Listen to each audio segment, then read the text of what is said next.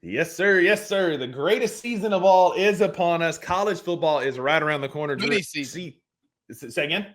Hoodie season. Hoodie season. Campfire hoodie season is the greatest season of all, which happens to coincide with college football. Drew, ESPN is starting to churn out some articles. They're starting to talk more and more about college football, which to two football junkies like us is a great thing. And they dropped an article yesterday that I shared with you about the top 40 most important players in this upcoming college football season. And Drew, we've got a lot of guys on this list that you expect to be on here, and then a few that I wanted to talk about. So, Drew, here are the top on FanDuel. They have the odds for the top 10 most important players that were released yesterday. And so we'll kind of talk through this. There's a couple of those I want to get your opinion on down the list. Sure. But obviously, the number one most important player in all of college football is Arch Manning. Arch Manning on the number 2, number 1 ranked Texas Longhorns, depending on where you look, has the reins now. Quinn Ewers has moved on to greener pastures after what it felt like was a 13-year college football career.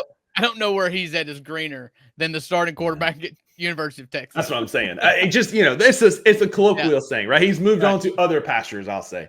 But Arch Manning going down, he's the number one piece on this team, and he's going to get tested early, right? We saw flashes last year where he can run the ball effectively. He makes really good decisions with the football. He's a lot more athletic than I gave him credit for. You can definitely tell he's from the most athletic of the three Manning brothers, right? Of the previous, exactly. And so, Drew, he's the number one most important player in college football next year. I tend to agree with that based on the team that he's on. Texas is sitting at minus 310 to make the college football playoffs. These are the odds to make the playoffs, not win the playoffs, not win a title, just to make the playoffs. So you'd have to bet $310 to get your money back if you're going to bet on Texas and Arch Manning. Yeah, if I were to make my own list, and I'll keep this short, if I were to make my own list, it would be Arch Manning, number 1. He is on the best team, and he plays the most important position. So, yeah, it's Arch Manning. I think there's going to be everybody tuning in to Texas this year, including and especially the Indianapolis Colts and the New Orleans Saints and the Cleveland Browns and all these teams that are going to be in the dumpster of the NFL this year. Exactly. Clocking in at number 2 was Gunnar Stockton, who we saw briefly in the playoff game last year against Notre Dame at Georgia, who's minus 265. Gunnar Stockton, he looked fine as much as he could against Notre Dame, but it was a very limited vanilla playbook for him in his first ever start being in the college football playoffs because of a Carson Wentz injury, who happens to be the number 10 most important player in college football way down there on Miami, who's plus 198 to make the playoffs. But Drew, Georgia's quarterback feels like it needs to be an important position. Same with Alabama and Ty Simpson at number 3, CJ Carr, number 4 at Notre Dame. These are your most important top 10 players. I'll round it out with Julian Sayin at Ohio State, Drew Aller at Penn State, obviously Cade Klubnik at Clemson, and Garrett Nussmeier at LSU. Yeah, so if you look at Georgia and Alabama, I feel like you look at Ty Simpson and Gunnar Stockton the same way. If they can just not be terrible, those teams are going to be really good. They play the most important position for every other team. It may not be the most important in Alabama and Georgia. You've just got to be really good. Gunnar Stockton is the most recent accountant that is playing quarterback for Georgia.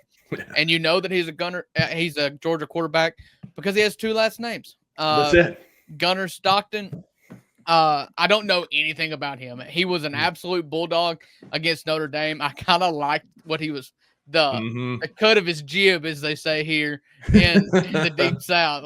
The dude seemed like a literal bulldog. He was a warrior out there, and good for him. I mean, you don't really have a choice when you're coming in as a backup quarterback in the college football playoff. But listen, don't suck. If you are Gunnar Stockton or Ty Simpson, don't suck. Yeah. The real pressure from the quarterback comes down the list when you're talking about Nussmeier, Cade Klubnik, Drew Aller. You know, those are the quarterbacks that is going to have more heavily. The offense is going to be more featured heavily on them. They're going to be the game breakers. They truly have to hit their ceiling. Whereas guys like Ty Simpson and Gunnar Stockton, don't screw this up, man. I mean, that's it. And they've been in the system. Then you got Oregon sitting there in the dead middle where they've got Dante Moore, a UCLA transfer. like guys that are replacing. So you got new quarterbacks at Texas, Georgia, Alabama, Notre Dame, Oregon, Miami, and Ohio State, right? The rest of them are all coming back as season starters, and they're the ones like just don't screw it up. There's a lot of momentum behind Penn State, and Drew Aller is returning. I believe this is his 3rd year in the system. I feel like it's been a 6th. I feel that. But I think that like he's in a great position, just like Klubnik, just like Ty Simpson, and just like Gunnar Stockton. If you just don't screw it up, let your defense play like it can, because those 4 teams are going to have really good defenses next year. Just don't screw it up. Hand the ball off really well, and then make a quick read and dump the pass off, and you'll be fine. Yeah, do really well on 3rd downs. Keep your interceptions down. That's what's going to be asked of Gunnar Stockton and Ty Simpson.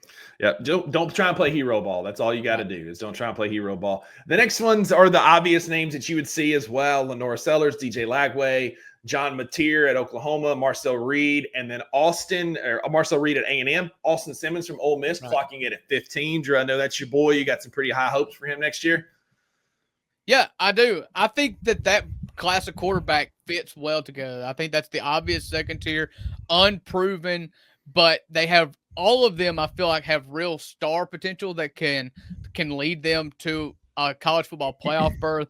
But also, you just haven't seen enough to put them up there with, maybe the teams around them aren't enough that you just trust that they're going to be in the playoff. You're not ready to write them in Sharpie. I'm a firm believer in Austin Simmons. And just like I've said countless times before in regards to Cedric Coward, he's just the kind of person I want to bank on. The talent's there, but he's the kind of person that I believe in to reach his ceiling. He's a college graduate in a year and a half at Ole Miss at 19 years old. Already graduated. He's got a lightning arm. And if he's half as good as what the staff and the journalists that go to practice say Austin Simmons is, this team is a floor of their preseason rank of 15. Yeah. And so my next 4 that I want to talk about are represented on this list. 2 of them are, 2 of them aren't. 2 of them can play spoiler. We get our first defenders at 17 and 18 on this list. 17 is a name a lot of y'all probably hadn't heard a lot about unless you're like a deep college football junkie like Uncle Buck and myself. And it's one Danny Dennis Sutton. He's a defensive end from Penn State. He was already a bit of a star last year, Drew, when he had 15 tackles for loss, 8.5 sacks, and 13 run stops. But what he's going to have to replace is a name that I'm sure some of y'all heard of. His name is Abdul Carter. He was one of the first picks in the NFL draft, number 2 last year to the New York Giants after Cam Ward, who had 23.5 tackles for loss and 12 sacks. And so he's got some big shoes to fill. He had a great campaign last year, but heading into his 2nd year, can he be that disruptor for Penn State like Abdul Carter was last year? Listen, if you tell me that a defensive end from Penn State is really good, I believe it. Look at Micah Parsons, like you said, Abdul Carter, and now he's the next guy. Like, okay, arguably the 2nd or 3rd most important position on a football team is left tackle or edge rusher. Behind quarterback, I'll hear arguments either way, but edge rusher, there's a reason why they are oftentimes the most high-paid player in the NFL. And then clocking it at 18, speaking of most important players, the one I'd probably put 4th behind those 3 is middle linebacker. And it's Harold Perkins Jr. at LSU. I love watching him play, and I hate that he's been hurt. He's been hurt more often than not the last couple of years. But all reports out of LSU's fall campus, he's finally healthy, and a healthy Harold Perkins is a scary Harold Perkins because, like, if you don't follow college football and you want to see what a true prototypical new age inside linebacker looks like, watch LSU play this fall. Harold Perkins is a true 3-down linebacker, plays sideline to sideline. He's just as good in space as he is defending the run and rushing the quarterback. Drew, if he has any kind of semblance of his freshman campaign again, Harold Perkins is going to lead LSU, who's plus 110 on FanDuel Sportsbook, to the college football playoffs. I'm going to tell you this. If Harold Perkins is healthy and himself, LSU will have the best linebacking core in the country, and there's not going to be a close second. Like the next one, they should probably just call him 3rd. That's the guy because Whit Weeks is amazing. So Harold Perkins is amazing. Whit Weeks is just like a vacuum cleaner back there. He's what you dream like a white linebacker in college football. That's what Whit Weeks is. He is going to have 13 tackles a game. He's just everywhere. He's like a Jack Sawyer light that just graduated from Ohio State. Yes, He's not yes. quite as big, but he's so fast. But like it just feels like every time there's a play, Whit Weeks is right there. And he stepped up in the absence of Harold Perkins last year, with Perkins being out for a couple of injuries, and played his tail off. Excuse me. I think you're absolutely right. I think that linebacker core is going to be great. The last two names I have from you off this list that can play, spoiler alert, Drew, one in the SEC and one in the ACC. We'll start with the SEC, clocking at number 22. Everybody's favorite non-powerhouse quarterback, Diego Pavia from Vanderbilt, is the 22nd most important player next year, Drew. They played spoiler last year for teams like Auburn and Alabama, and they got a lot of wins that they weren't supposed to last year. Missouri. They get shots this year at Alabama, Texas, LSU, Tennessee, and South Carolina. Though only one of those games is at home. Do we see Diego Pavia being the spoiler again next year? I apologize. Vanderbilt lost to Missouri on a field goal last year, not one. Oh, that's I right. got The that tail end. backwards. That's right. But it was scary. It was scary. So you'll have to remind me. Vanderbilt's win total is what, 4.5? Yeah. One game up from Mississippi State, I think. Yeah. I don't typically buy it, although I will say I watched Any Given Saturday. Have you watched it yet? Netflix. Oh, no, not yet. No, it's on my last list. Season's college football in the SEC.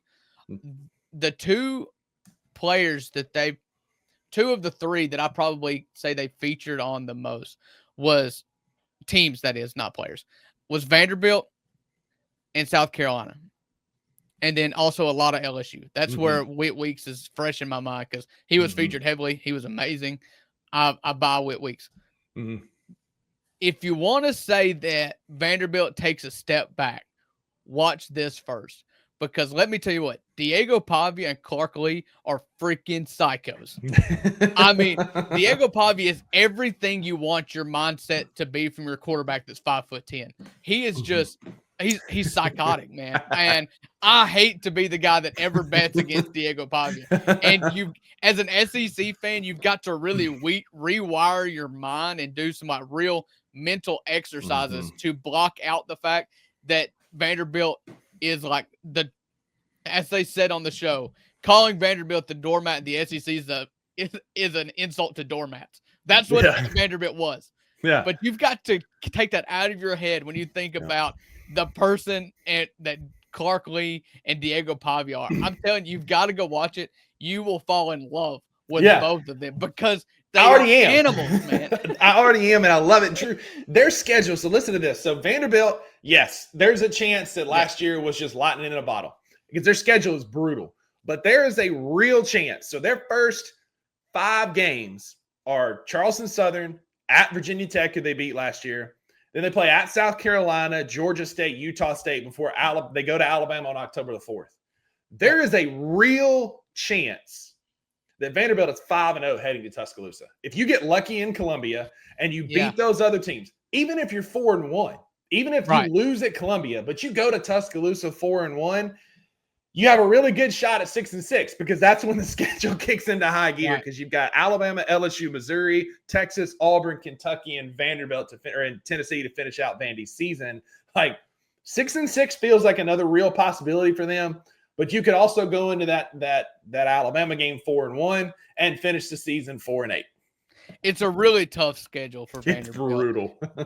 When you're thinking of SEC, you play 8 SEC games, and you've got 1 non-conference Power 5, and you have to go to Blacksburg, Virginia, and listen to Enter Sandman to start the game. I'm like, that's a tough place to go play. I don't care how good or bad Virginia Tech is. It's really hard place to go play. And then you've got a 4-game stretch in October through the first week in November, where you've got LSU, Missouri, Texas, and Auburn, and then you always finish your season against Tennessee, and this time it's in Knoxville. It's a tough schedule. I think they get over the 4.5, but it's really hard to see like 7. That's just the nature of it. Although, like I said, Diego Pavia, man, like he's a psycho. I mean, it's a thing. And shout out to College Football Live on X. I saw this yesterday. Vanderbilt plays 5 ranked teams as of today, August the 8th. Shout out Jeff Fisher. It's Jeff Fisher Day. It's 8-8, 8-8. All my fellow Titans fans out there. It's also my nephew Ryder's birthday. Happy birthday, Ryder. But Vanderbilt plays 5 ranked teams as of today, Drew. The only teams that play more, Wisconsin, LSU, Arkansas, Kentucky play 6. Florida, Mississippi State, and Oklahoma play 7. So those are some brutal schedules, and Vandy is right up there at the top.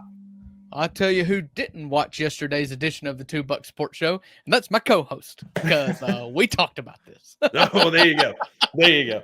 Again, yesterday was a travel day. I've not caught up on all the shows. So it really sucks for Mississippi State, or for Mississippi State fans, not for me. But the fact that, it's like, who's got the toughest schedule? Probably Mississippi State. However, every team you play is going to be a tough game when you suck. But then you put 7 preseason ranked teams on that schedule of 12 teams. It's pretty rough. It's brutal. Especially when Coleman Huxler is your defensive coordinator. But let's save that for another episode. Drew, the last name I want to talk about on this list before we talk about going to college football games and how much it's going to cost you this year. Coming in at number 23, one behind Diego Pavia. In the ACC, Drew, Haynes King, the quarterback at Georgia Tech. King. That's it. They upset Florida State, put Florida State in hell in the first game last year.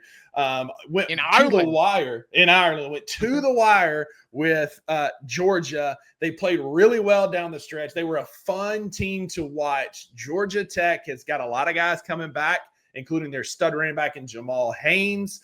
I think this is a team to watch in the ACC. I don't think they're going to go to the playoffs or anything like that, but can upset Haynes King play spoiler again this year? I mean, I'm not betting against the guy.